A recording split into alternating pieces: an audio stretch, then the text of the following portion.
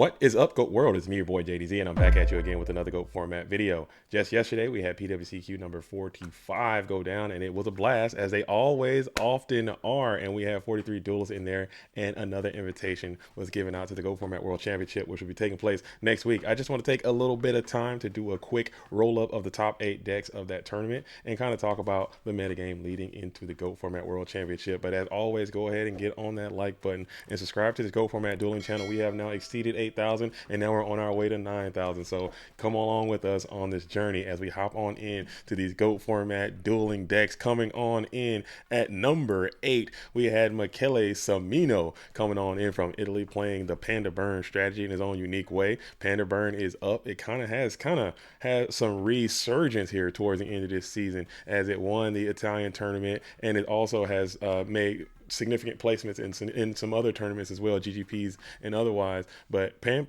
Panda Burn pretty standard. Got this Cyberstein in there, which is kind of not standard to this deck. He had some pretty cool plays that he made with the Cyberstein in the Burn strategy, just kind of taking OTKs out of nowhere. And also in the side deck, he's elected to go with a Rescue Cat Last Will type package, and that's going to also play into the Cyberstein a lot more. So game 1, you show all these burn cards, all these stall cards. Game 2, you come on in with the Rescue Cat Last Will Stein, also playing United We Stand in Mage Power. I think this deck is awesome, man, and I think the player who's playing it is really good. Still not invited though, very close, still didn't quite make it. Tell us what you think about this cool Rescue Cat Panda Burn strategy. All right, shout out to Michele Samino for your 8th place finish. You're like double 7, double fit. You guys know the vibes. Double elimination. I just put 8th for the sake of time. Okay, going into number 7, we got another perennial all-star. We have Ghost Rider back in the building, playing Chaos Turbo, as he always often does in his own Ghost Rider way. Back on triple solemn, back on triple jar. I think that's a good call. And also main deck in the Sakuretsu armor, trying to prepare for these aggressive strategies that have kind of come alive towards the end of this season. I think these aggro decks are all over the place, so making the call to put Sakuretsu armor back in your main deck might be the way to go. Also electing to go away from the Knight Assailant card destruction combination. I know this duelist is very anti-Knight Assailant, anti-card destruction, anti-Trap Does Shoot. It appears that Trap Does Shoot has only been relegated to 1 in the side deck. In the side deck, you're keeping your warrior stuff, but he kind of reduced it a lot, going triple mind control, double Saku, double triple dust, 1 Trap Does Shoot in the side deck. I don't even know about triple mind control anymore, if I'm being completely honest. Just looking at the way these decks are being built these days and looking at some of the side deck and strategies that people are going into, I think triple mind con in the side deck is at an all-time worst. It hasn't been a worse time to have triple mind con in your side deck, but maybe Ghost Rider knows something that we don't know, and maybe he has that's part of his plan. Maybe taking those Gravekeeper spies that are going to be there has value to what this duelist is trying to accomplish. But still, I think it's a super solid turbo deck. Turbo is going to be turbo. Turbo will never leave. It's always going to be at that S tier position, especially when you got a duelist like the Ghost Rider knocking it out. So shout out to Ghost Rider for the 7th place. He's already had several invitations, and we're going to see him at the GOAT Format World Championship. And another duelist coming on in at the number 6 position. We got the Soul Master Matt playing the warrior strategy again, just like he does it with the double Mystic Swordsman level 2, triple Trap Does Shoot, Spirit Reaper, and Faith are going to find their way into the main deck, kind of looking like what Lucas the Heretic typically does, but he kind of does it in his own way too. Side deck looks pretty standard for the Soul Master Matt Lucas type warrior builds, with the triple spy, double Mobius, Brain Con, Sakuretsu, and compulsory making its way back into the side deck. Again, super solid deck, super solid player. Soul Master has been he needs to get back into the mix a little bit. He's been missing a lot of events, missing a lot of tournaments, missing a lot of opportunities. Hasn't been playing, but found some time to get into this one and showed up and got a 6th place finish. He does not have an invite just yet, but it's still time. I can see him making his way to one of the last chance qualifiers, but it's going to be tough to make it after missing so much of the season. But again, super solid deck. I think double Kaiku just might be the way the warrior players I'm playing now. I think Spirit Reaper just might become more standard now because the card is so good. But tell us what you think about this warrior deck, and huge shout out to the Soul Master Matt, 6th place finish. Okay, moving on to the 5th place, we have the good homie and GOAT Format staff representative Bluetooth.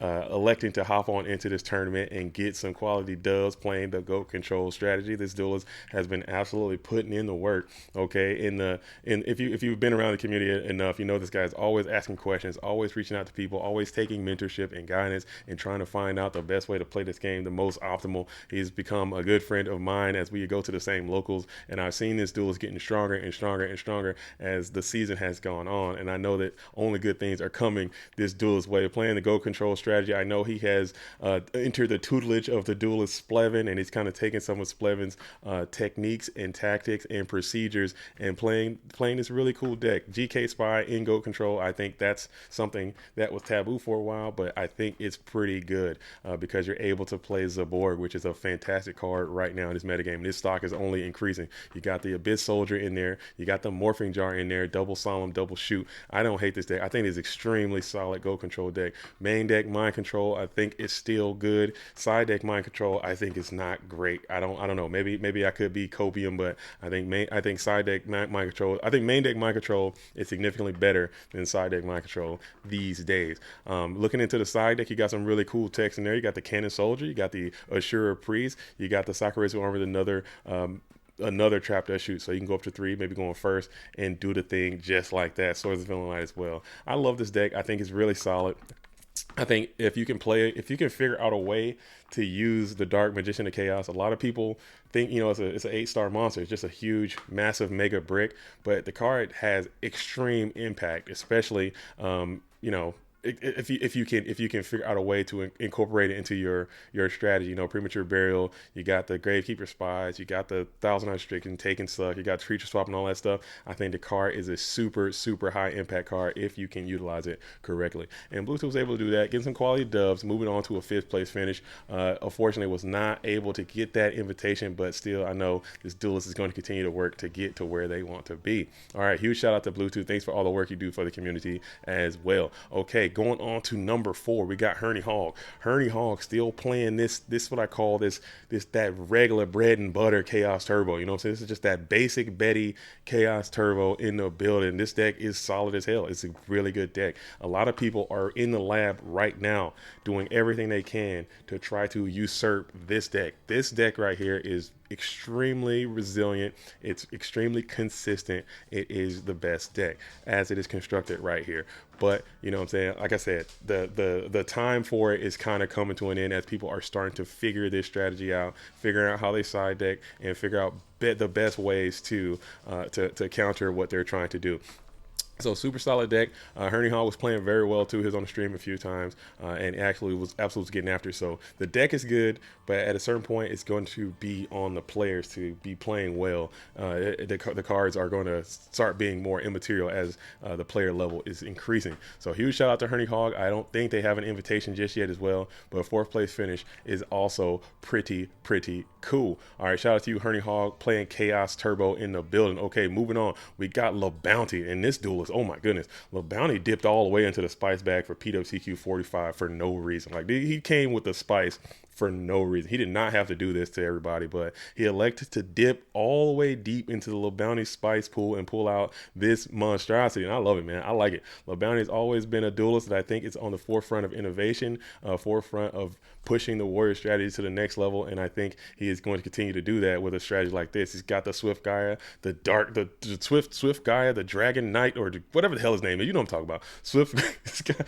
He's got this guy, the Swift Gaia is in the building, and we saw that come on in. He's got the Giant Trunade is in the building. He's playing the Ice Spice in the side deck, the Ice Spice conversion with the Giant Trunade. And I'm just telling you, man, I firmly believe that those cards in harmony are very good, especially when you combine the anti-spell fragrance with the Zing Zin Hu, with the Mobius the Frost Monarch. You can just set calamity for your opponent. You're main decking Giant Trunade already. You're main decking Heavy Storm, obviously, and you can just do some weird stuff. You play the anti-spell fragrance. They can't knock your GK Spy. They set all their stuff on the field. You zing them. You tribute the Spy for Mobius, and you're just up a jillion on your opponent for no reason, and it just for having these cards in your deck. And I think having someone like La Bounty use this have these things in his deck and is using it and having success will only inspire more people to try this stuff because it's really good. And in theory, it's good. And in application, it's also good. So I think this might be something. I don't know if LeBounty had this idea and he wanted to save it for Worlds and just wanted to bust it out for the PWCQ just to kind of throw curveballs at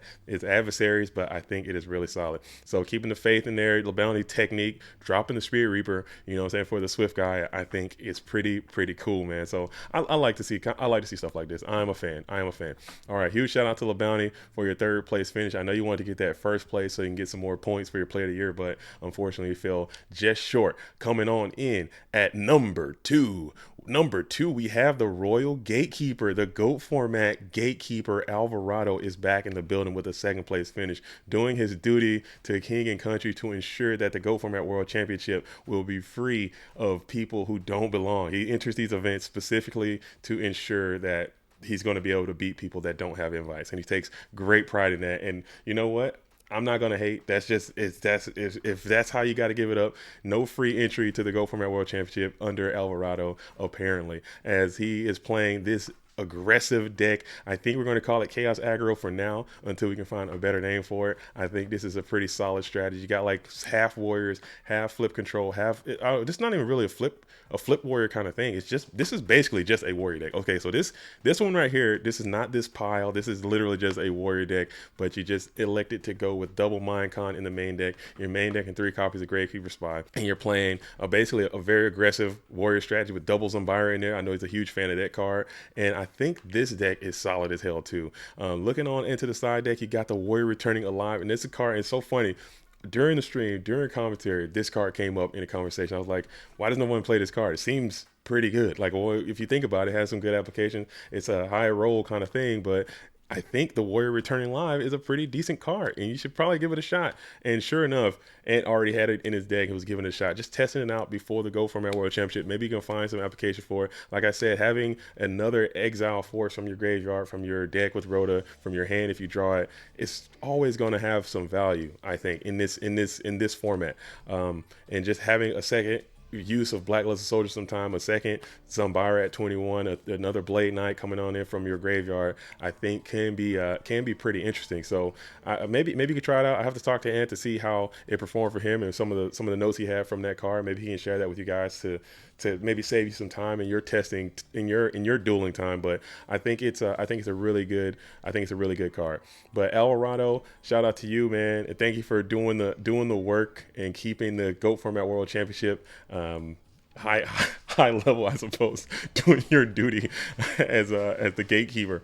All right, huge shout out to you. Okay, moving on, and tell us what you think about this deck. I think this deck is really cool. This is some spice too. I give it some spice, but this deck is really cool. And coming on in at the first place, the first position, we got the duelist Rabid coming on in for another PWCQ win on the season. Coming on in at PWCQ 45, taking first place, playing another aggressive deck. Now this one is leaning more towards that Chaos Aggro type deck, the hybrid kind of deck, the RKO deck, the Zaborgismore deck, the Zaborg mid-range. I'm not calling it pile. You guys call it pile. Every time you call it pile, just know that a piece of me dies inside, because pile is such an inaccurate name to what this deck is. I would rather call it a warrior deck. I'd rather call it a freaking turbo Zaborg deck, whatever the hell you want to call it. Just think pile, but still, a Rabbit came out and played this deck, and I think it is solid. And I just want to take a moment to talk about Zaborg the Thunder Monarch and how how this card is coming in, and it's kind of sweeping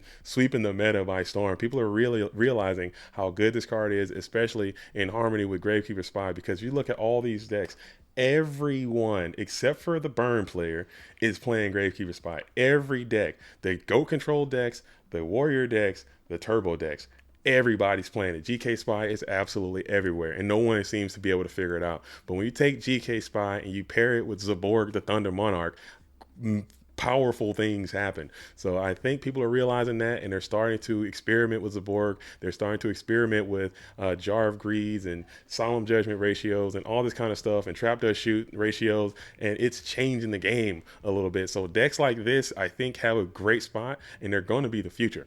So because it's hard to play against. You think you know about the format, you think you have everything solved, you think you have everything figured out, and then someone plays a deck like this. What are you doing with your Nox? What are you doing with your Mind Cons? What are you doing with, you know, your siding becomes so much more difficult because you don't know exactly what they're going to do. So when they start making these smoke screen sides and these transition sides and stuff, you're going to have significant issues. I think this deck is solid, and I've said it several times. I've said that the Flip Warrior deck is literally the best deck in the whole format, bar none. And I felt that way for months, and I'm glad to see that people are starting to experiment and doing different things and trying stuff. This is what I've been wanting this whole season because I'm not good enough to do it. I'm not a good enough player personally to do it. I just don't have the skill set. But I know how the game should be played, and I understand how the game works, and I understand what right should look like, and I know that there is room for people to experiment, and I'm glad that it's starting to happen, and I'm really excited for the Go Format World Championship because who knows what is being saved. If this is what people are giving,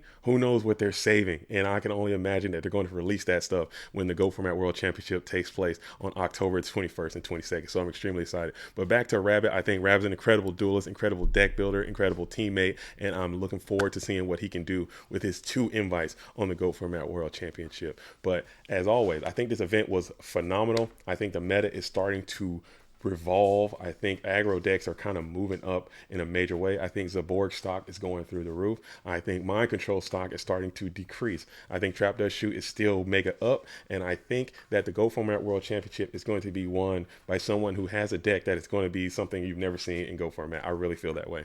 But I could be wrong. It could just be regular bread and butter Chaos Turbo taking it all. Who knows? But either way, I'll be there the entire time, and I'll be happy to see it. But tell us what you think about this tournament. As always, I'm JDZ. I play GOATs. Until next time, shout out to all the real ones. Salute to the OGs.